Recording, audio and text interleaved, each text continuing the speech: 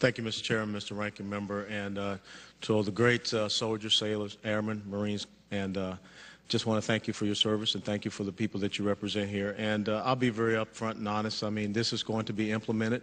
I don't think that we need to sit up here and banter back and forth about what's going to happen, because you all being great leaders, you will take the guide given to you and you will make sure that it happens. It's the same as I did when I was in the military. But, you know, once again, my concern is very simple.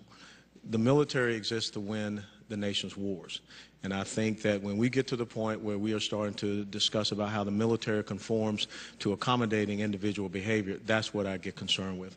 Because General Corelli, if I'm not wrong, I think we still do have a height standard to be a member of the Old Guard, the 3rd Infantry Regiment, if I'm correct. I didn't get what standard, sir? Height standard? Height standard? Yes, we do. Absolutely. So even though I was a pretty strapped soldier, I'm 5'9", I was a shorty, and so I never could get into that unit. General Amos, without a doubt, I think the Marines still do have PFTs, correct? Congressman, we absolutely do.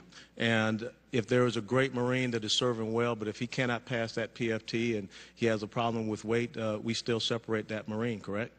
That's absolutely correct. And, you know, General Schwartz, I'm sure that when we look at a commanding officer out there in your force, if a commanding officer has a DUI, you know, chances are that's going to put his career at risk. Am I correct?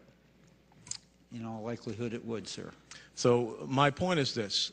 You know, the United States military is a military of standards, and it's a military of standards that's somewhat different from the civilian world. And as we go forward, this is me kind of getting on my pulpit, I think that the people on this side and the people in the administration need to understand is that we are different. We have haircut standards. Now, I'm sure a person with a ponytail could go out there and maybe they could serve just as well, but that's not part of who we are and that's not part of our standards. So I think that the most important thing is us on this side must understand that we must set the military up for success. My worry is when I think about the Major Nadal Hassan case, where we had subordinate leaders who were concerned about political correctness and then report that situation up.